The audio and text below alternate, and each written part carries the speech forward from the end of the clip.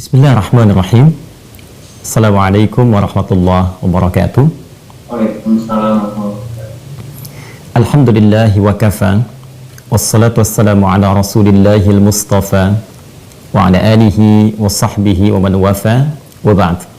Izinkan kami mengawali dengan bermohon kepada Allah Subhanahu wa taala, semoga kita semua senantiasa diberikan anugerah kesehatan, kekuatan iman, dan kemampuan menjalani aktivitas berkehidupan dengan baik dan berada dalam ridha Allah Subhanahu wa taala. Selanjutnya, materi yang coba kita gali bersama di kesempatan kali ini adalah terkait dengan halal bihalal. Menarik untuk dikaji karena tema ini itu seakan menjadi tema rutin yang diuraikan dengan pembahasan-pembahasan turunan tersendiri setiap setahun sekali, khususnya selepas kita merayakan dan menikmati Idul Fitri. Pertanyaan terbesarnya, apa yang dimaksud dengan halal bihalal itu? Halal itu apa? Kemudian halal ditengahi oleh huruf ba yang punya 14 makna, kata Ibnu Hisham Al-Ansari dalam kitabnya Bughnil Labib, dan dipertemukan lagi dengan halal selanjutnya. Kita akan coba bedah dulu kata halal ini pengertiannya dalam bahasa Arab, karena kata ini tentunya kata yang kita serap dari bahasa Arab yang kita harus ketahui penekanan dan penunjuk makna aslinya secara semantik lugawi. Setelah itu kita akan kaji bagaimana jabaran kata halal ini di dalam Al-Quran sebagai petunjuk kita berkehidupan, dan selanjutnya bagaimana implementasinya dalam kehidupan real yang kita jalani dan kita hadapi. Kata halal ini di dalam bahasa Arab sumber awalnya bersumber atau berakar dari kata al-hillu. Jadi kata kerjanya ahalla yuhillu, kemudian halal, ihlalan wa halalan, dan akar kata utamanya bersumber dari kata al-hillu. Al-hillu ini mulanya adalah sesuatu yang sudah terurai, yang tidak memiliki persoalan. Jadi kalau orang Arab mengatakan ada tali atau benang yang kemudian kusut lalu diurai kembali, lalu kemudian menjadi lurus lagi dan tidak ada kusutnya, itu orang Arab mengatakan hillul mushkilah, hillul ahbal.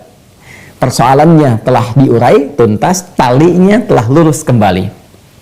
Keadaan yang lurus, yang sudah tidak ada persoalannya lagi, itu kemudian disebut, dikembalikan ke dalam bentuk masdarnya, derivasinya berubah menjadi kata halal.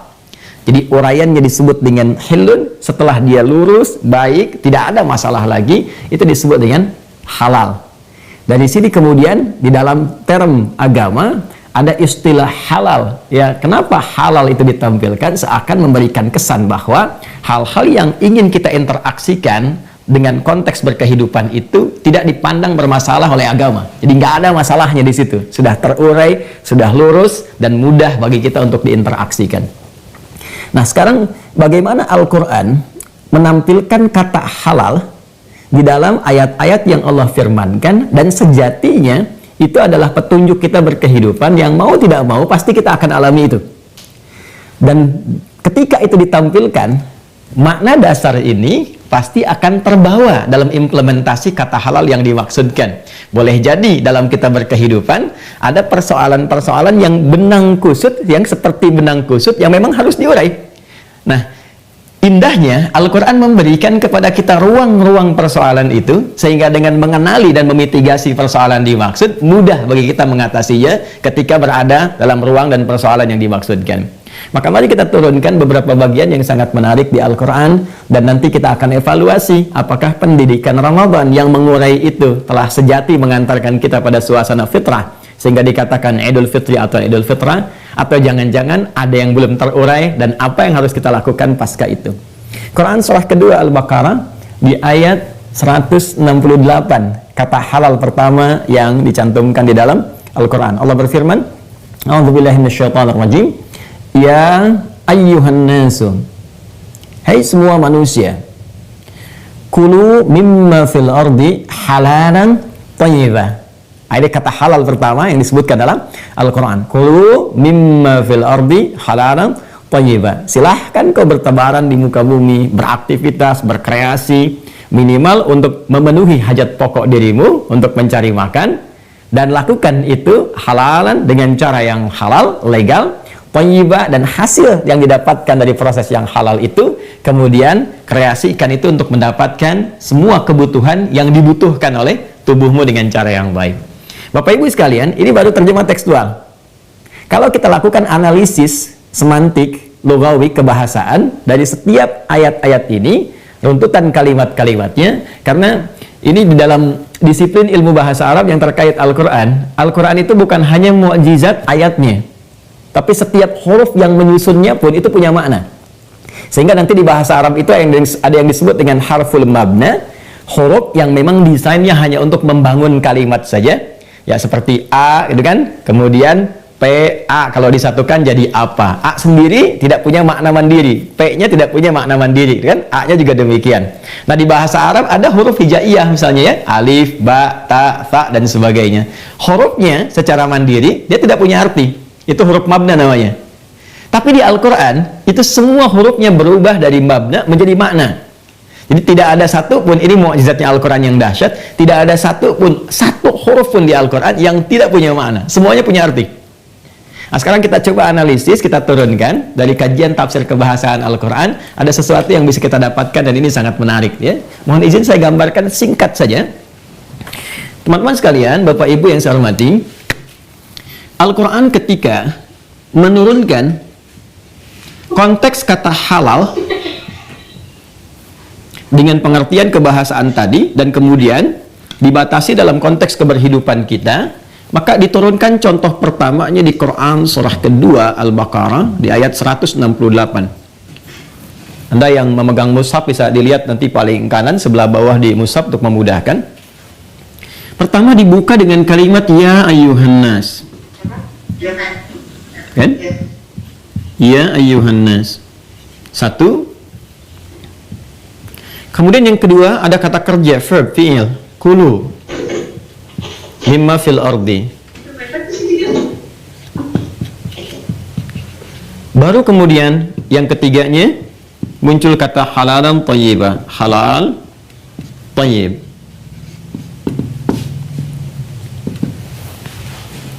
Pertama, dan ini akan sangat menarik ketika kita lakukan pendalaman, ya ayyuhan nas itu terdiri dari 3 unsur kata utama. Satu ya, kedua ayyuha, kemudian annas. Jadi tidak mungkin terjadi konteks halal ini, apalagi kalau kita susun menjadi halal lebih halal.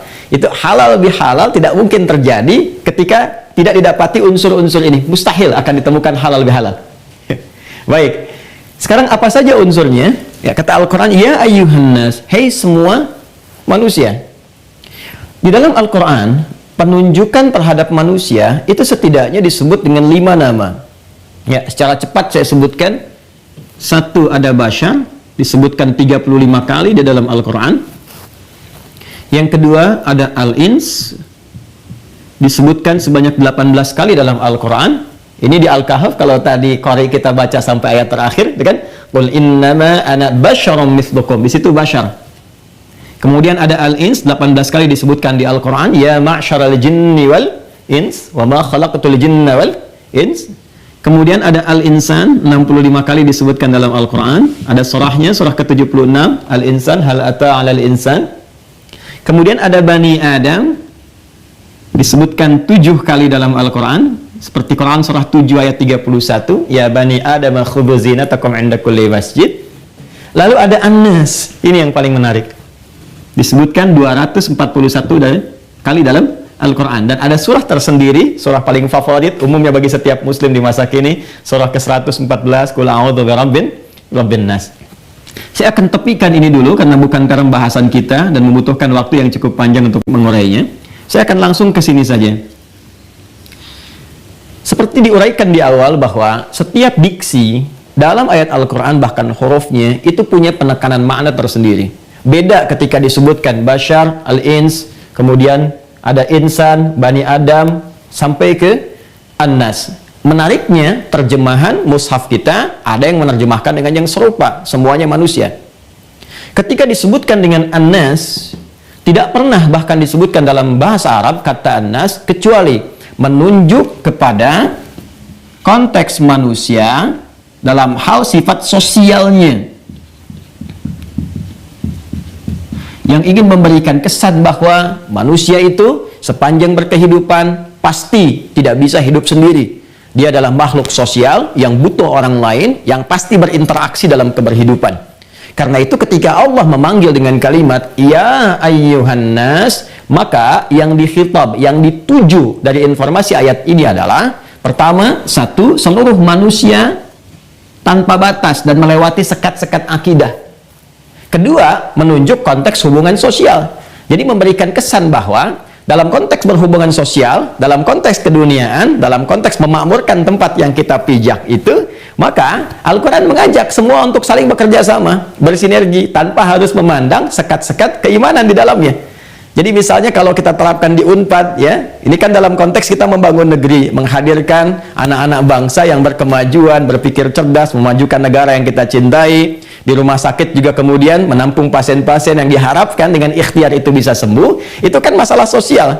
Dalam konteks masalah sosial ini jangan dibatasi oleh sekat keimanan, siapapun bisa hadir.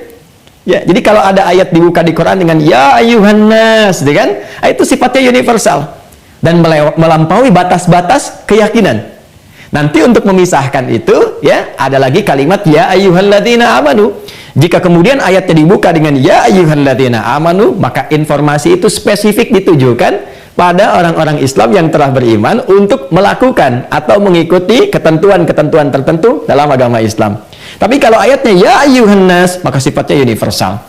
Maka yang ingin saya katakan terlebih dahulu sebelum masuk ke kata halal ini, pertama, Al-Quran mengungkap implementasi kata halal dalam konteks hubungan manusia secara sosial. Ini yang pertama.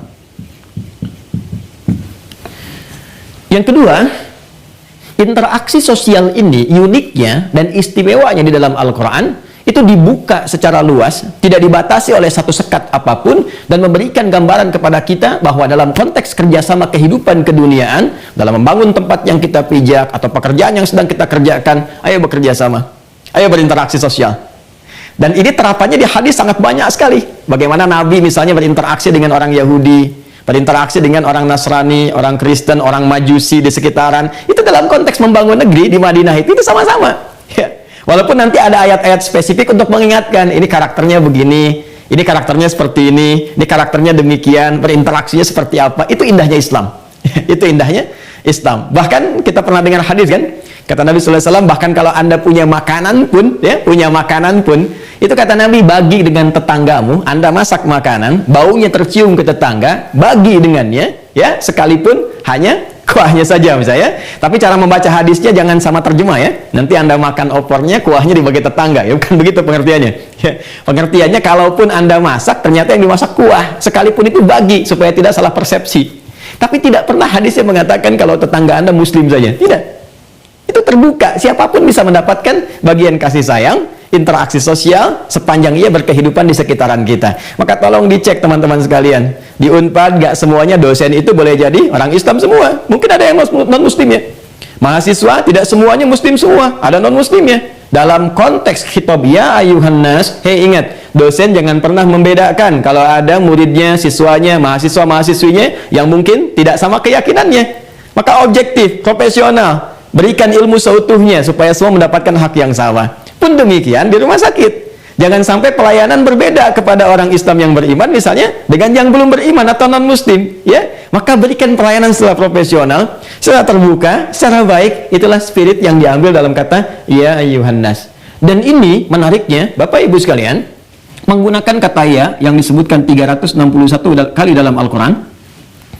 Dan fungsinya disebut dengan huruf nida, huruf memanggil dengan semua jarak objek, baik itu dekat, menengah, ataupun jauh. Ada 14 huruf panggilan dalam bahasa Arab. Ada A, ada aya, ada ha, dan seterusnya. Tapi yang digunakan di Al-Quran cuma ya, karena paling fleksibel. Jadi bisa manggil yang dekat, jaraknya, yang menengah, jauh, atau untuk minta bantuan. Jadi kalau Anda di Arab misalnya sedang umrah, haji, atau tugas yang lain, Anda butuh bantuan, Anda mau panggil orang, Anda tinggal sebut dengan kata ya, misalnya, itu bisa nengok semua tuh. Dengan satu kata ini. Nah, ini menariknya begini. Ketika dipanggil, Dan ya ini kemudian ditujukan kepada semua manusia tanpa kecuali, lalu ditegaskan dengan ayyuha, disebutkan sebanyak 150 kali dalam Al-Quran. Ayyunya di gramatikal bahasa Arab punya fungsi munada untuk penguat, namanya taukid. Kemudian haknya itu untuk tanbih, pengingat, fungsi untuk mengingatkan. Seakan Allah ingin mengatakan demikian, hei semua manusia tanpa kecuali, baik engkau merasa dekat denganku, menengah ataupun sedang jauh dariku, aku tegaskan ya, penguat, taukid. Aku ingatkan ya. Jadi saking pentingnya konteks kehidupan sosial itu yang memang akan menjadikan kehidupan kita lebih nyaman, mendapatkan tujuan dengan cepat dan turunan yang lainnya. Itu sampai Allah mengingatkan dengan huruf ini, ya dan ayyuha. Aku ingatkan, aku tekankan kata Allah, ya, kalian semua tanpa kecuali kulu mimma fil ardi. Silahkan beraktivitas, menyebar, berkreasi di setiap tempat yang engkau bisa pijak di bumi. Ini mimma itu asalnya dari kata min plus ma, gini, min plus ma. Kalau ma saja itu artinya semua di bumi. Tapi kalau ada min, itu tab'id fungsinya, menunjuk pada sebagian yang bisa dicapai. Kulu mimma fil ardi. Sebelum ke sini, saya akan lompat sejenak ke sini. Mimma fil ardi. Kata Allah, silahkan kau bertebaran, beraktivitas di bumi dimanapun yang bisa engkau jangkau. Nah ini menariknya, ini tuh ditafsir lagi nanti, diturunkan lagi ayat di Quran surah ke-49, di ayat ke-13 dengan pembuka yang sama. Ya ayyuhan nasu, di sini ya ayyuhan nasu, di sana ya ayyuhan nasu. Inna khalaqnakum min dzakarin wa untha. Kata Allah, hei semua manusia dimanapun kalian berada, ya kan? Baik merasakan dekat denganku, menengah ataupun jauh. Aku ingatkan, aku tegaskan, ya, inna khalaqnakum min dzakarin wa untha. Kami ciptakan kalian itu ada yang laki, ada yang perempuan, dan perhatikan ini indahnya. Wa ja'alnakum syu'uban wa qabail, dan kami tetapkan pola berkehidupan kalian secara sosial itu akan bersifat komunal, membentuk komunitas-komunitas syu'uba, ya. Kalau kita tafsirkan sekarang mungkin beda RT, beda RW, gitu kan? Kemudian sampai ke kabupaten, sampai ke provinsi, ya. Di rumah sakit juga kan divisinya bisa beda-beda. Anda bisa memilih divisi A, divisi B seperti tadi yang diungkapkan oleh Pak Direktur. Ya, di kampus juga demikian. Ada prodi yang berbeda-beda, fakultas yang tidak sama. Silahkan kata Allah. Ya, bertebaran, menyebar dan seterusnya bersinergi. Dan apa yang dilakukan dengan itu? Ini kulu untuk beraktivitas, bekerja. Bekerja. Minimal hasil dari pekerjaan itu yang kemudian bisa dikreasikan, ya, bisa kemudian dihasilkan kepentingan-kepentingan tertentu untuk memenuhi hajat pokok kita, minimal setidaknya untuk bisa makan, kata Quran tuh, bekerja untuk memenuhi kebutuhan pokok kita. Oke, ini diungkap di lisan kita secara fitrah dengan mengatakan mau kemana ya, kan, mencari sesuap nasi, kan? Ya, padahal mungkin yang dicari lebih daripada itu. Nah ini menariknya, Bapak dan Ibu sekalian, pertama, sebelum masuk ke kata halal, Allah Subhanahu wa Ta'ala menampilkan pendahuluan yang mengacu kepada halal ini dengan menghadirkan bentuk kata kerja yang dengan pekerjaan itu menuntut kita untuk menebar, ya, menyebar di muka bumi ini, berkreasi, mencari ke setiap tempat untuk beraktivitas. Apa kaitan dengan kata halal? Sebelum masuk kata halal, diurai dulu ini aktivitas pekerjaan kita ini. Jadi seakan-akan memberikan kesan kepada kita, boleh jadi dalam bekerja itu, dimanapun kita beraktivitas. Sekarang mungkin ada yang tugasnya di rumah sakit dengan berbeda-beda bagian-bagiannya, ya kan? Ada yang di kampus dengan berbeda-beda turunan-turunan programnya secara detail. Ada yang di luar itu semua. Nah, boleh jadi dalam konteks bekerja, beraktivitas itu ada yang dilakukan, yang dikerjakan, yang pekerjaan itu melahirkan hubungan-hubungan mungkin yang tidak harmoni. Ya. Karena itu kata harmoni ini nanti ditafsir di Quran surah ke-49 ayat 13 itu, lita'arafu, kalian itu menyebar berbeda-beda tempat, aktivitas, syu'uban wa qabaila, bahkan mungkin kata Al-Quran di satu tempat itu pun asalnya sukunya ada yang beda-beda. Qabail itu jamak dari kata qabilah, ya berarti suku. Ya boleh jadi yang tugas di rumah sakit mungkin, ya kita kan Bhinneka Tunggal Ika nih, nggak semuanya dari Jawa Barat kan, walaupun letaknya di Bandung. Mungkin ada yang dari luar, sukunya bisa A, marganya bisa B, dan tapi indahnya lita'arafu. Jadi risalah tertingginya adalah keragaman kita dalam berinteraksi itu, dimanapun kita berada, tujuan akhirnya kata Al-Quran untuk membangun harmoni. Yang dengan harmoni itu tercipta, melahirkan satu keadaan yang kondusif, untuk membangun kemakmuran, kesuksesan, kebaikan bersama, itu yang disebut dengan ta'arufu. Ya, makanya kehidupan rumah tangga, kenapa langkah awalnya disebut dengan ta'aruf?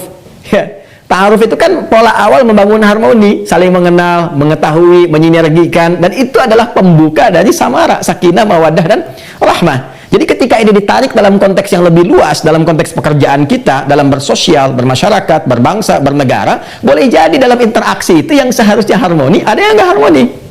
Yang seharusnya senyum, ada yang cemberut. Yang seharusnya sepakat, ya, tiba-tiba ada persoalan, yang dengan persoalan itu, mungkin, mohon maaf, hal-hal yang seharusnya tercipta secara baik, secara harmoni, ada kelembutan, kenyamanan, itu tidak terjalin. Maka muncullah kemudian setelah itu kalimat halalan.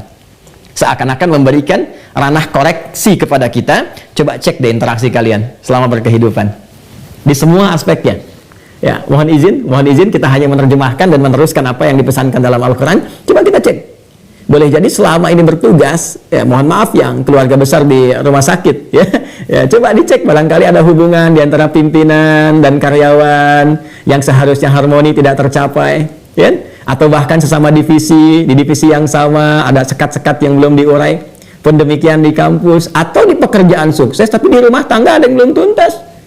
Ya, mungkin saat ini ikut Zoom atau ada di lokasi, ya nyaman dengan teman-teman, rekan-rekan, tapi di rumah belum diselesaikan. Maka kata Al-Quran, coba koreksi lagi, lihat ke belakang. Mungkin dengan pasangan, mungkin dengan anak, mungkin dengan orang tua, atau bahkan ada persoalan yang belum tuntas dengan orang tua, dan orang tua telah mendahului, kan? Hanya penyesalan yang bisa terjadi. Coba dicek, kata Al-Quran, itu halalan, ada nggak yang belum tuntas? Ya, maka kalimat halal itu mahal. Kalimat halal itu tinggi nilainya, ya di sisi Allah Subhanahu wa Ta'ala. Jadi, thayyib itu kondisi ideal, baik untuk kesehatan, untuk keuangan, misalnya materi, untuk kenyamanan di rumah tangga, di pekerjaan, itu nggak mungkin bisa dihasilkan kalau nggak ada halalnya, kalau belum diurai semuanya. Jadi mengurai persoalan untuk melahirkan sebuah ketenangan, itu mahal sekali. Anda mendapatkan thayyib misalnya dalam kemapanan ekonomi, kaya misalnya kan, tapi nggak tuntas masalah halalnya, banyak gelisahnya. Coba pilih mana Pak, Ibu ya? Ini singkat, tapi berkesan nih ya, silakan pilih mana, kaya tapi gelisah atau miskin tapi tenang. Nggak ada pilihan ketiga, jangan coba-coba, saya cuma berikan dua. Kaya tapi gelisah atau miskin tapi tenang, ya, ketenangan mahal kan, dan ibadah itu kan yang dicari dari ibadah itu kan ketenangan. Makanya kita latihan tumakninah kan dalam sholat itu ada tumakninah di ruku, tumakninah di sujud. Tumakninah itu kan artinya tenang. Ala bidzikrillah tatma'innul qulub, demikian kata Allah di Quran surah 13 ayat 28. Dan kita kan ingin hidupnya tenang, meninggalnya juga tenang. Itu panggilan terindah dari Allah, legasi terakhir hidup kita itu ketika dipanggil dalam keadaan tenang. Itu yang dimaksud Quran surah 89 ayat 27 sampai 30. Ya ayyatuhan nafsul mutmainnah. Hei jiwa yang tenang, karena engkau beraktivitasnya baik, tidak punya banyak masalah, karena tidak ada masalah itu, semua diurai, tidurnya juga tenang. Hidupnya juga tenang, bahkan menjelang ke tidur abadi pun yang mengantarkan ke alam kuburnya, dia dalam keadaan tenang. Jadi ketenangan itu mahal. Orang yang gelisah saat tidur pun tak mampu tidur. Dokter yang gelisah tak mampu sekalipun hebat, ilmunya tinggi, bagus, pakar, spesialis yang paling luar biasa, ya, terkenal di, ya taruhlah misalnya di level-level yang bahkan tinggi, tapi ketika tidak tenang, nggak akan maksimal bagaimana memberikan pelayanan terhadap pasiennya. Jadi ketenangan itu penting, mengurai segala yang tersangkut itu, ya, mengurai segala yang kusut itu, ya, dari persoalan kehidupan. Kata Allah itu akan menentukan bagaimana cara kita menatap aktivitas yang akan kita jalani. Jadi halal itu mahal. Halal itu mahal. Ya, ini bagian yang pertama Bapak Ibu sekalian. Jadi kalau kita kemudian tambahkan kata halal ini kan satu sisi nih. Kita buat judul di sini halal. Lalu kita kaitkan dengan bakbi, kan? Bahasa Arabnya kan begini tuh, bakbi. Ya. Kemudian ada halal lagi di sini, halal bi, halal. Ba ini kata Ibnu Hisham Al-Ansari di dalam kitabnya Mughdil Labib an Kutubil A'arib itu punya 14 makna. 14 makna.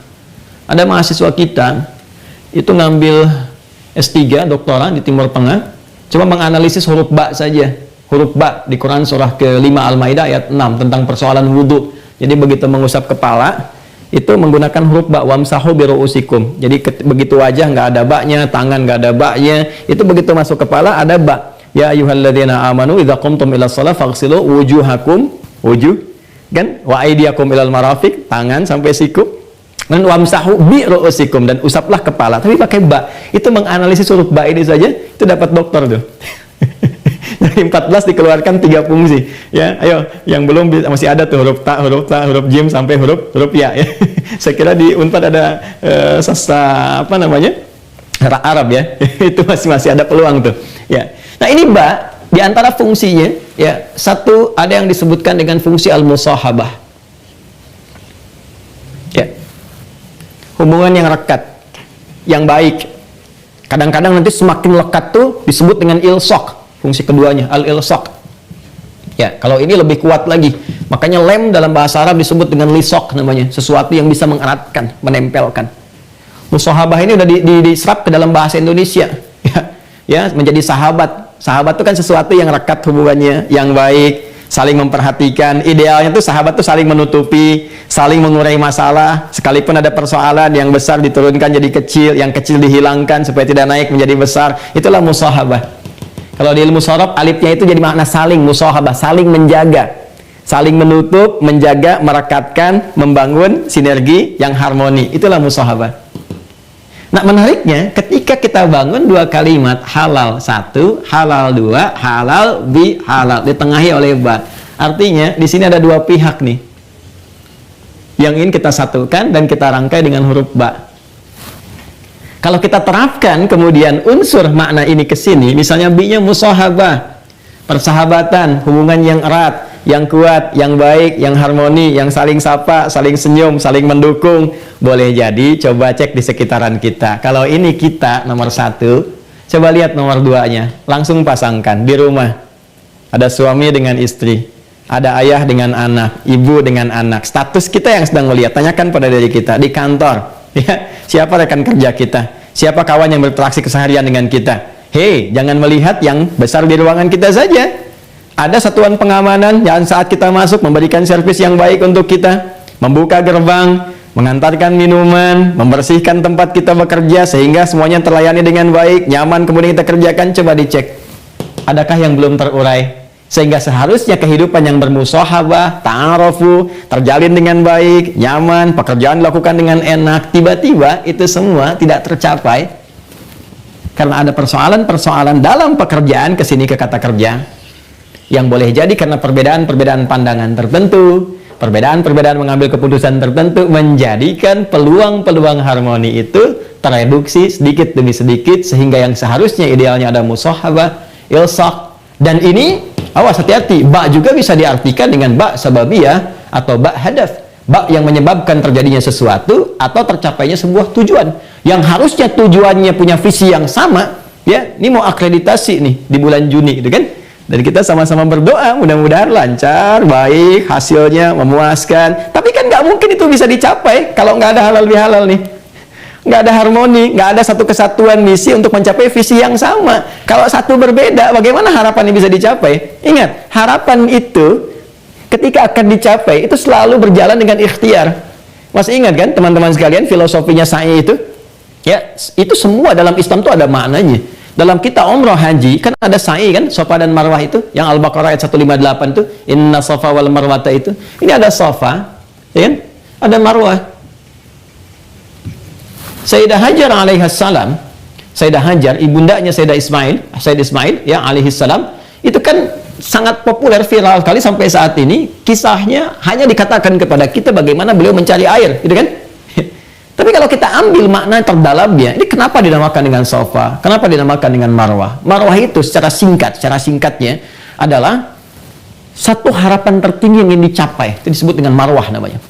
Bisa berarti kehormatan tertinggi yang diraih, atau harapan tertinggi yang ingin dicapai. Jaga marwah rumah sakit gigi dan mulut Unpad, kehormatan yang dimaksudkan. Kita harus mencapai marwah tertinggi yang bisa kita raih. Itu harapan yang ingin dicapai. Untuk mencapai ini dulu, gitu kan? Dulu yang ingin dicapai itu apa? Ada air yang didapatkan untuk bisa diberikan kepada anak tercinta yang kehausan. Boleh jadi sekarang itu bisa berbeda ragamnya. Sekarang mungkin ada harapan B, harapan C, tapi sama konteksnya, ingin mendapatkan marwah. Maka bagaimana memulai untuk mendapatkan ini? Dimulai dengan Safa. Safa ini kan dari kata tasfiyah asalnya. Tasfiyah itu asalnya begini, menyaring sesuatu yang kotor Sehingga yang hadir tersisa hanya yang bersihnya saja, yang beningnya saja. Jadi kalau Anda misalnya menyaring di minyak misalnya kan, supaya yang jernihnya aja yang muncul, yang kotornya keluar, atau di mineral misalnya pasirnya hilang, tinggal airnya saja yang bagus yang muncul, itu prosesnya disebut dengan tasfiyah. Keadaannya disebut dengan sofa. Kalau orangnya, pelakunya disebut dengan sofi.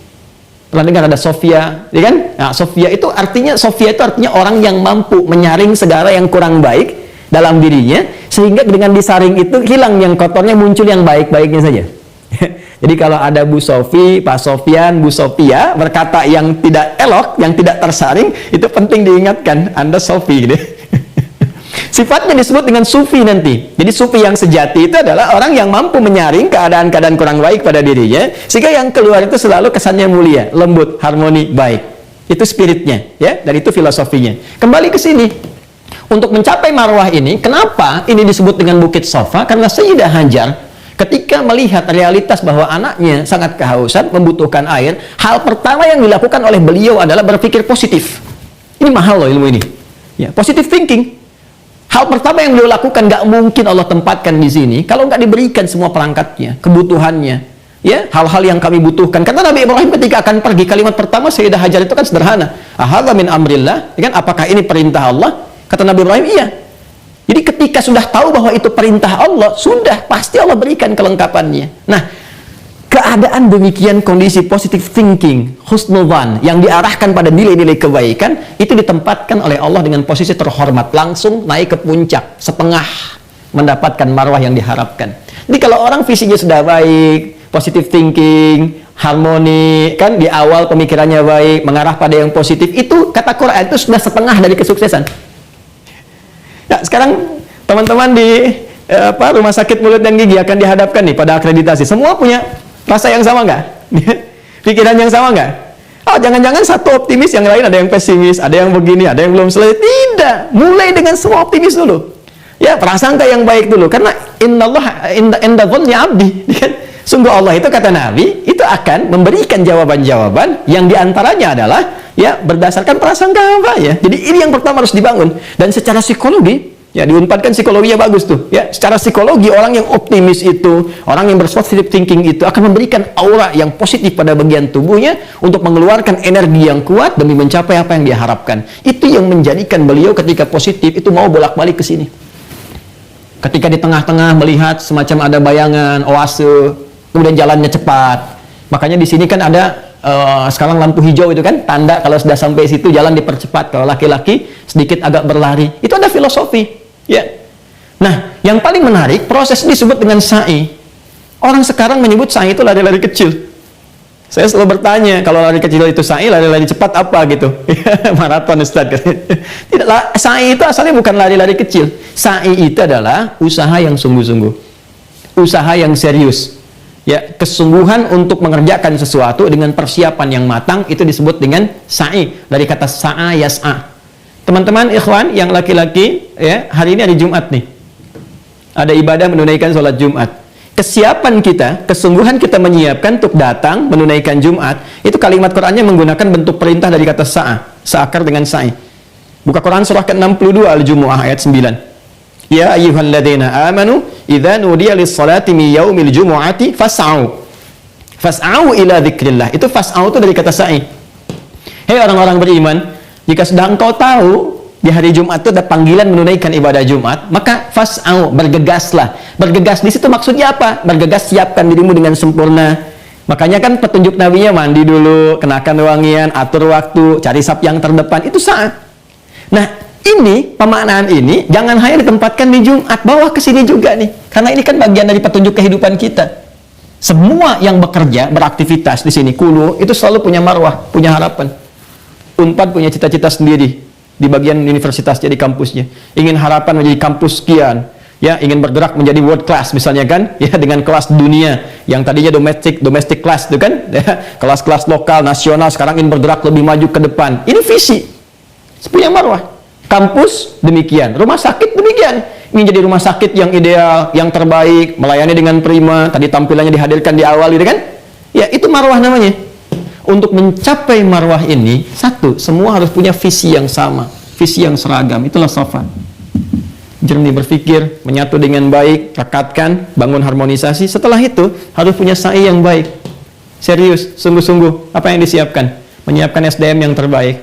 Lihat fasilitas yang ada, tingkatkan lagi. Kan? Bagaimana pelayanan, bagaimana disiplin-disiplin yang lainnya. Kalau semua terpadu dengan itu, maka ini mudah untuk diraih. Jangankan ibunya yang lari-lari, terkadang ibunya yang bolak-balik, anak yang dapatkan hasilnya.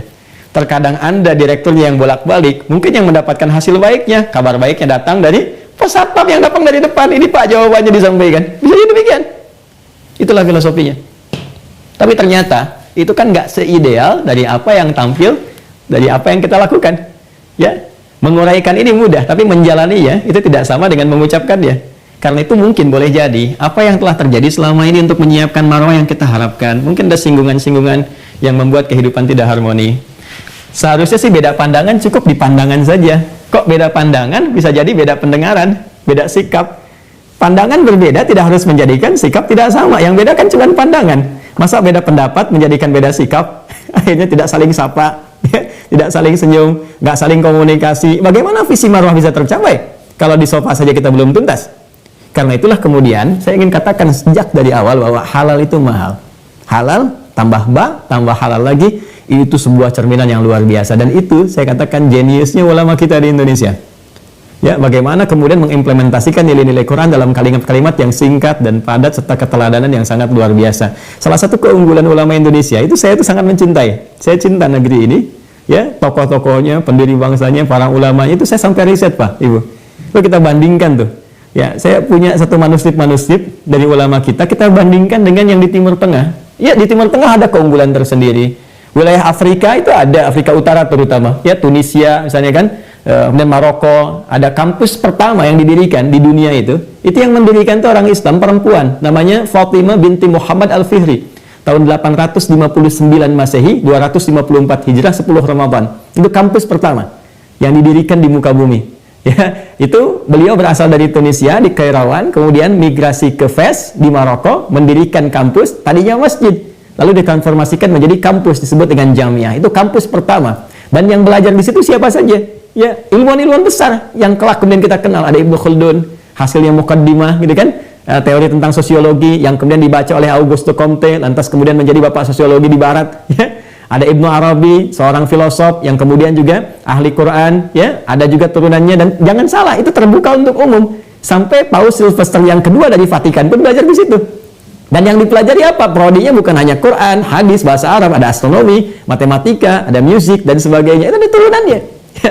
Yang ingin saya katakan apa? Yang ingin saya katakan adalah, ternyata apa yang dibangun oleh Fatimah, ya, Muhammad binti Muhammad Al-Fihri itu dengan ikhtiar yang sangat luar biasa. Dimulai dengan prasangka yang baik, visi yang hebat, yang bagus, jenius, kesolehan, ketakwaannya luar biasa, puasa selama dibangunkan itu selama 40 hari itu puasa, selama dibangun itu sampai dengan selesai, yaitu puasa beliau. Setelah itu bangun visi yang hebat, panggil anak-anak negeri, panggil ilmuwan untuk diskusi, dibiasakan dialektika. Hasilnya apa? Menginspirasi dunia dan melahirkan turunan-turunan kampus terkini sampai juga sekarang ada Unpad. Ya, tapi itu hanya bisa diraih jika apa? Ada halal di halal. Dan konsepsi itu, ya, sehebat-hebatnya ulama di luar, ya, itu keunggulan mereka tampak melahirkan hazanah-hazanah. Tapi orang kita, ulama kita, itu bisa meramu dan merangkum hazanah tadi dalam bentuk kalimat-kalimat sederhana, kemudian juga contoh-contoh teladan yang sangat simpel sekali. Coba cek orang tua kita kalau mengajarkan. Udah, kamu ke masjid aja 40 hari, kamu begini, kamu begitu. Kita rindu masa-masa dulu itu. Ya, yang narasi-narasinya ada kelembutan. Kita kenal kalau ada meninggal di 3 bukit masih tahu, ya, masih bisa memberikan kehangatan. Sekarang ada sesuatu yang belum bisa kita urai sepenuhnya. Ada polarisasi, ada hoax, ada ini, ada itu. Ketika Anda memasang tema halal bihalal, maka kita sudah harus komitmen bahwa dengan materi ini semua itu tuntas, selesai, dan kita siapkan untuk meniti masa depan yang lebih baik demi mendapatkan apa? Hasil yang didambakan. Ini bagian pertama. Saya masih punya waktu 13 menit untuk menyempurnakan. Terakhir, bagian kedua. Ternyata hal yang ditempatkan oleh Quran terkait persoalan halal ini ada 2 dimensi. Dan dimensi yang ditampilkan pertama kali dimensi kemanusiaan kita, hubungan dengan sesama manusia. Yang kedua, boleh jadi dengan manusia nggak ada masalah. Dengan Allah ada persoalan. Boleh jadi dengan manusia nggak ada masalah, dengan Allah ada persoalan. Nah, ini pun ketika Anda mengatakan halal, bihalal, coba cek apa yang belum tuntas hubungan kita dengan Allah Subhanahu wa taala. Yang dengan itu boleh jadi rahmat Allah yang diharapkan belum hadir sepenuhnya. Doa-doa yang kita harapkan idealnya seharusnya terjawab secara teori, kok tidak terjawab? Apa yang belum selesai? Apa yang belum tuntas? Jika di sini persoalannya ada pekerjaan dengan sesama manusia yang mungkin tidak terurai, maka di sini ada hubungan dengan Allah yang mungkin belum tuntas diselesaikan. Maka dimensinya berubah dari hablum minan nas ke hablum minallah, vertikal zonanya. Baik, coba dicek. Biasanya kalau yang terjadi tadi interaksi sosial, yang ini interaksi transendental, dan wujudnya aspeknya di sini keimanan. Menyalahi iman itu bergeser dari tempatnya disebut fusuk, perbuatannya disebut asa, bentuknya disebut dengan maksiat. Jadi maksiat itu artinya menyimpang dari kodrat yang telah ditetapkan. Contoh, kita dicipta dari ujung kepala sampai ujung kaki. Mohon maaf tidak bermaksud mengajari, hanya menurunkan apa yang diterangkan di Al-Quran. Mata fungsinya untuk memandang, tapi memandang apa yang diinginkan oleh Tuhan, oleh Allah. Jangan sampai pandangan kita ada masalah dengan Tuhan. Bagi manusia mungkin itu biasa, ya, tapi ketika Allah ciptakan mata kita, ada tujuan, untuk inilah mata diciptakan. Maka turun Quran surah Cahaya, surah 24, ayat 30 untuk laki-laki, 31 untuk perempuan. Qul lil mu'minina, katakan bagi orang-orang yang punya hubungan baik dengan Tuhan, insan beriman itu, yaghuddu min absarihim, maka pandangannya hanya boleh digunakan untuk menatap yang baik-baik saja. Maka kriteria baik itu disusun, disampaikan kepada kita. Ini yang boleh dilihat, ini yang nggak boleh. Yang nggak boleh dilihat, palingkan. Ya, haram hukumnya. Kenapa haram itu muncul? Haram itu asal katanya bukan nggak boleh. Haram itu seakar dengan hurmah. Hurmah itu hormat. Jadi hukum haram itu, kenapa haram itu muncul? Untuk menjaga kehormatan. Jangan sampai dilakukan. Ketika dilakukan, kehormatan Anda akan runtuh. Sedangkan Allah punya sifat kasih yang sangat dalam. Ya, sifat sayang yang sempurna. Dengan sayang itu Allah tidak menginginkan kita itu jatuh kehormatannya di hadapan Allah, bahkan di hadapan manusia. Ya, makanya kenapa mencuri diharamkan? Kenapa korupsi haram? Karena dengan melakukan itu, kehormatan Anda akan runtuh. Anda yang melakukan, kok anak Anda yang dibully. Makanya kadang banyak ayat di Al-Quran itu untuk mengatakan pada orang tua, kalau mau bertindak yang kotor, pikir-pikir dulu. Jangan-jangan kamu yang melakukan, keluarga kamu yang kena nantinya. Anak kamu yang tidak tahu apa-apa yang kena persoalan. Itu banyak sekali ayat dan hadis bertebaran tentang itu. Kan? Maka jaga pandangan itu supaya selalu memandang yang terhormat. Demikian nanti turun ayat tentang lisan. Ya ayyuhalladzina amanu, hei orang-orang yang masih merasa beriman, punya hubungan baik dengan Tuhan. Ya? Apa yang dikatakan? La yasraqu minkum, jangan saling mencela. Kan? Awas, la yaftaba'dukum ba'da, jangan bikin hoax. Itu ada ayatnya di Quran surah 49 ayat 11 sampai 12. Ya, kemudian wailul lil mukadzibin, jangan berdusta. Itu baru dari mata sampai lisan. Nanti ada sampai ke ujung kaki. Idealnya demikian. Boleh jadi penyebab harmoni tidak tercapai dalam konteks ibadah sosial adalah pelanggaran terhadap hukum-hukum transendental yang telah Allah tetapkan sebelumnya. Lisan harusnya berkata baik, ada yang kotor keluar, itu ditujukan pada lawan bicara kita. Melanggar ketentuan Tuhan, pada saat yang sama memecah harmoni dalam kehidupan sosial. Alih-alih melangkah pada tempat yang baik, mampir ke tempat-tempat yang tidak baik. Dan itu kemudian menjadikan kehormatan kita runtuh di hadapan Allah dan persoalan dengan manusia. Mungkin itu terjadi. Nah, yang paling menarik, Allah menanamkan potensi kebaikan dalam jiwa terdalam kita. Ini bagian terakhir yang ingin saya sampaikan, yang bisa mengarahkan dan membimbing kita agar tetap berjalan di dalam rel yang sangat ideal, baik hubungannya dengan Allah dan baik hubungannya dengan manusia. Potensi itulah yang disebut dengan takwa namanya. Takwa itu ada di Quran surah ke-91 ayat 7 sampai 10. Wa nafsim wa ma sawaha, dan demi jiwa setiap manusia yang aku sempurnakan penciptaannya, fa alhamaha fujuraha wa taqwaha, maka untuk menyempurnakan itu dan memberikan kemuliaan dalam jalan hidupnya, aku ilhamkan kepada mereka jiwa fujur, dan ini inti berkehidupan dalam hal yang baik, yaitu jiwa takwanya. Takwa ini secara singkat dia disebutkan 115 kali dalam Al-Quran. Lawannya fujur, dan fujur nama lainnya itu nafsu. Nafsu disebutkan 115 kali dalam Al-Quran. Saya ingin bahas ke takwa saja. Intinya takwa ini adalah akumulasi semua sifat-sifat baik yang mungkin kita hadirkan dalam berkehidupan. Dan dia butuh stimulus. Makanya kita diuji dengan ujian berkehidupan supaya ini muncul sifat-sifat baik ini. Kumpulan semua sifat baik itu disebut dengan takwa. Sifat baik yang disebut dengan khair namanya. Ya. Tugas kita mengeluarkan potensi ini, sehingga dengan itu kemudian keluarlah tampilan-tampilan karakteristik mulia yang bisa kita gunakan dalam berkehidupan. Dan ini sangat mahal sekali. Makanya ketika kita diminta berhubungan dengan sesama manusia secara sosial, dalam konteks berkehidupan kita, konteks kebangsaan, bermasyarakat, bernegara, dan sebagainya, itu kalimat takwa muncul. Kembali ke Quran surah 49 ayat 13. Ya ayyuhan nasu, pakai nas. Inna khalaqnakum min dzakarin wa untha wa ja'alnakum syu'uban wa qabaila lita'arafu. Inna akramakum 'indallahi atqakum. Takwa. Hai semua manusia, aku ciptakan kalian ada laki-laki, ada perempuan, kalian menyebar di berbagai tempat, beraktivitas, di berbagai ragam aktivitas yang mungkin berbeda satu dengan yang lainnya. Aku jadikan semua itu supaya kalian harmoni, membangun kehidupan yang harmoni, menyinergikan satu dengan yang lainnya untuk mencapai kemakmuran yang kalian harapkan. Tapi ingat, semua perilaku yang terbaik dalam mewujudkan itu adalah siapa yang paling tinggi bisa menampilkan sifat takwanya. Inna akramakum indallahi atqakum. Sepanjang kita mampu menampilkan akumulasi kebaikan dalam berkehidupan, itu pasti akan ideal dalam berkehidupan. Nah, akumulasi baik itu disebut takwa. Detailnya ada khair. Jenisnya apa? Jujur itu khair. Sabar itu khair. Rendah hati, tawadu itu khair. Disiplin itu khair. Akumulasi semua ini sifat baiknya disebut dengan takwa. Nanti lawannya itu sebetulnya lebih tepat kepada katalis ya, yang mempercepat lahirnya ini. Itu disebut dengan fujur, itu yang ada di nafsu, yang mengeluarkan su. Itu di Quran surah ke-12 ayat 53. Wa ma ubarri'u nafsi innan nafsa la'amaratun bisu, la'amaratun bisu. Nafas ketemu su menjadi nafsu. Ini lawan dari sini. Kalau di sini ada jujur, di sini ada dusta. Di sini ada sabar, di sini ada amarah. Di sini ada tawadhu, di sini ada sombong. Demikian seterusnya. Yang kita munculkan tuh yang ini.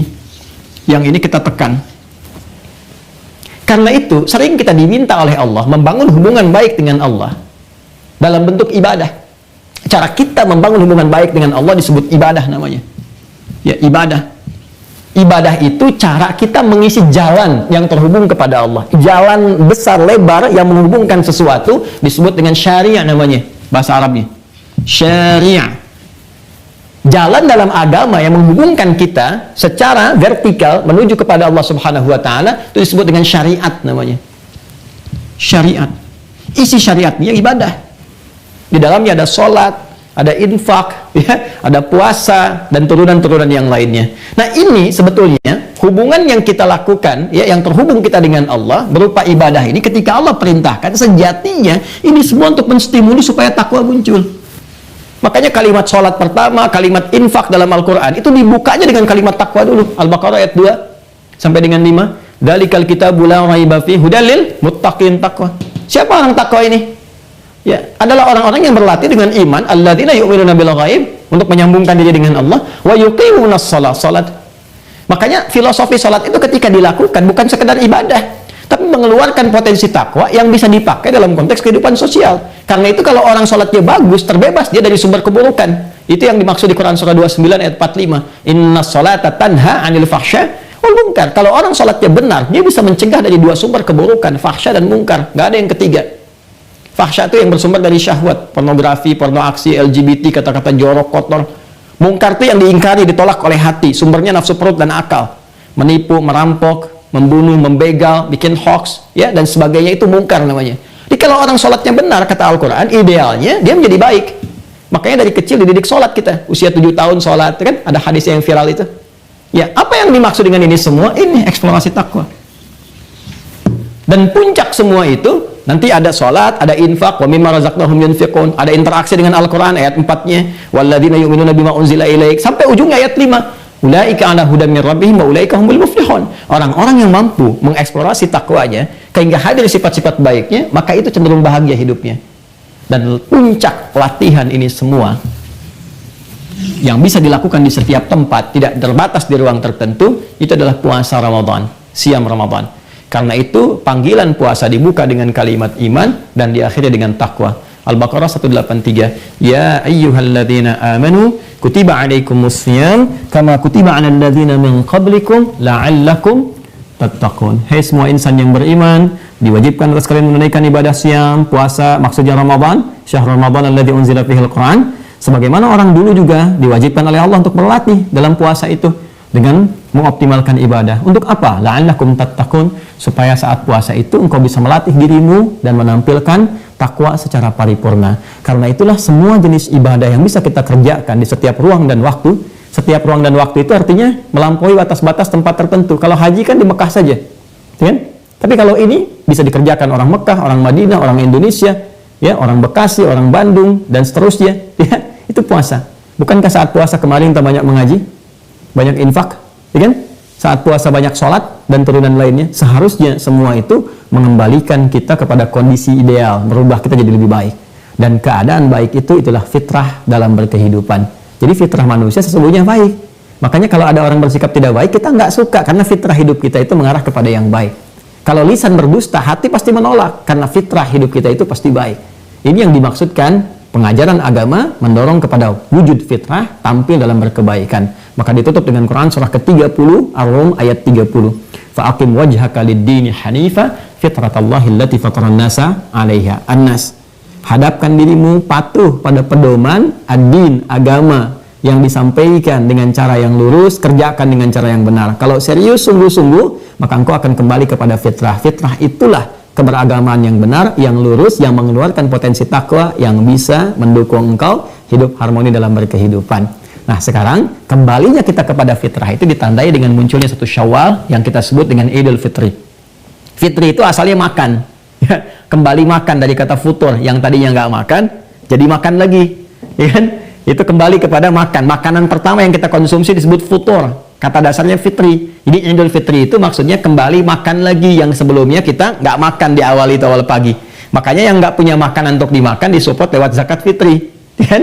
Nah, karena itu kesan halal bihalal yang dibangun pertama kali itu pasti ada makanan, umumnya kan demikian. Ada makanan, itu udah fitrah. Tapi ingat kata Ibnu Abbas, kesan fitri itu bukan hanya makan. Kebolehan makan itu ketika dimakan gak ada masalah. Ketika tidak ada masalah, maka kembali kepada halal. Halal itulah yang mengembalikan kita kepada fitrah. Maka kata Ibnu Abbas radhiyallahu ta'ala anhuma, secara fisikalnya adalah fitri makanan, tapi secara spiritualnya mengembalikan kepada fitrah, karena itu disebut dengan Idul Fitrah. Orang tua kita ingin mengecek betul nggak kembali kepada fitrah atau ada yang belum diurai, maka dikonsepsikanlah kemudian rumusan halal bi halal untuk memastikan kita benar-benar kembali kepada kondisi yang harmoni, fitrah, dan terurai segala sekat yang mungkin terjadi dalam berkehidupan. Saya kira itu materi yang bisa saya sampaikan terkait halal bihalal. Mohon maaf mungkin cukup padat, tapi implementasinya boleh jadi detailnya kembali kepada diri kita masing-masing. Saya berharap mudah-mudahan apa yang disampaikan menjadi bekal positif untuk saya pribadi dan kita semua. Apa yang kita harapkan mudah-mudahan tercapai, baik untuk Rumah Sakit Gigi dan Mulut yang Juni nanti akan akreditasi, mudah-mudahan juga lancar, kemudian diberikan hasil yang terbaik seperti yang diharapkan sesuai dengan kadar kesungguhan yang bisa dilakukan. Keluarga besar di Unpad, mudah-mudahan juga seluruh sivitas akademika diberikan kelancaran dalam beraktivitas dan juga diberikan kekuatan untuk menjadikan semua itu sebagai kreasi ibadah sehingga punya nilai di hadapan Allah Subhanahu wa taala. Dan tetap semangat membangun negeri kita tercinta dan menjauh dari segala hal yang bisa melahirkan ketidakharmonisan dalam berkehidupan, baik bermasyarakat, berbangsa, bernegara, dan juga beragama. Saya kira kalau konsisten itu insya Allah kedamaian, ketentraman, ketenangan setidaknya pada diri kita akan diraih. Itu yang bisa saya sampaikan. Terima kasih Bapak Ibu sekalian atas atensi kebersamaan kita. Dengan segala kerendahan hati, saya ingin mempraktekkan terlebih dahulu apa yang kita bahas kali ini. Saya memohon maaf sebesar-besarnya banyak kesalahan yang saya perbuat, dan boleh jadi di antara kesalahan itu terkoneksikan kepada aktivitas yang terjalin di keluarga besar Rumah Sakit Gigi dan Mulut di Unpad ataupun kampusnya. Dengan segala kerendahan hati saya mohon maaf, mohon ditunjukkan supaya saya bisa perbaiki, bisa dikoreksi, sehingga dengan itu bisa tampil lebih baik lagi dari apa yang sudah pernah dilakukan. Kedua, terima kasih atas kesabaran dan ketawaduan Bapak Ibu semua membersamai kami saat ini. Semoga saya bisa belajar lebih banyak dari apa yang kita kaji di kesempatan kali ini. Terima kasih sekali lagi. Mari kita berdoa. Semoga doa kita diijabah oleh Allah Subhanahu wa taala, dan dengan ketulusan kita dimudahkan segala apa yang kita harapkan untuk diraih dari kehidupan kita semua. Alhamdulillahirabbil alamin. Nahmaduka hamdan syakirin kama 'allamtana an nahmadak wa nashkuruka syukran kama 'allamtana an nashkurak. Antal muqaddim, antal muakhir, biyadikal khair, innaka ala kulli syai'in qadir. Allahumma nusalli wa nusallim ala habibikal karim, rasulikal mustafa al-amin, sayyidina Muhammadin wa ala alihi wa sahbihi ajma'in. Rabbana la tada' lana fi maqamina hadha dzamban illa ghafarta. Ya Allah, siapapun yang terhubung dengan kami saat ini, bila pun memiliki dosa, kesalahan, sikap yang kurang baik, maka mohon ya Allah, perbaiki sikap kami, ampuni dosa kami, dan hapuskan segala kesalahan-kesalahan kami. Wala asiran illa yassartah. Jika ada di antara kami yang tengah mengalami kesulitan dalam kehidupannya, kehidupan rumah tangganya, pekerjaannya, kehidupan sosialnya, maka mohon ya Allah, dengan kesungguhan taubat dan ibadahnya, ringankan dan hilangkan segala kesulitannya. Allahumma ya Allah ya arhamar rahimin, wala hajatan min hawaijid dunya wal akhirati fiha laka ridwan wa fiha lanas salah illa qadaitaha ya arhamar rahimin. Bila ada di antara kami yang memiliki hajat yang tersembunyi, keinginan yang ingin diperoleh ya Allah, dan belum terhadirkan dalam kehidupannya, maka mohon ya Allah, penuhi sepanjang itu baik dan bermanfaat untuk dirinya dunia dan akhirat. Dan bila ada di antara kami yang telah merasakan kegelisahan ya arhamar rahimin, maka mohon tenangkan jiwanya sebelum kami berpisah. Allahumma yassir ya Allah li ikhwatina fi al-mustashfa ya Allah, mustashfa asnan wal lisan fi Unpad ya arhamar rahimin. Allahumma yassir lahum wa waffiq lahum fi kulli amalihimul salihah ya rabbal alamin. Ya Allah, untuk saudara-saudari kami khususnya di Rumah Sakit Gigi dan Mulut di Unpad, anugerahkan bimbingan-bimbingan kebaikan, lancarkan semua kegiatan dan harapan-harapan terbaik yang mungkin bisa diraih, yang bisa digunakan untuk melayani masyarakat dengan pelayanan terbaik. Jadikan semua itu sebagai ibadah di hadapan-Mu ya Allah ya rabbal alamin. Rabbana atina fid dunya hasanah wa fil akhirati hasanatan wa qina adzabannar. Waghfir biladana an Indonesia ya Allah, hifadan kamilan wa salaman wa baldatan thayyibatan anta tardaha wa jannibna minat tafraqah. Ya Allah, anugerahkan segala kebaikan di dunia ini yang mampu kami raih dan kemuliaan di akhirat yang mampu kami capai. Khususnya ya Allah, mohon jaga negeri kami tercinta, Indonesia yang kami cintai, jauhkan dari perpecahan, jauhkan dari polarisasi, jadi kami semua ya Allah dalam kebaikan, satukan negeri kami dalam kemuliaan. Ya Allah, jauhkan kami dari segala hal yang dapat mengundang murka dan neraka-Mu. Bifadlika subhana rabbika rabbil izzati amma yasifun, wa salamun alal mursalin, wa akhiru da'wana subhanakallahumma wa bihamdika, asyhadu an la ilaha illa anta, nastaghfiruka wa natubu ilaik. Walhamdulillahi rabbil alamin.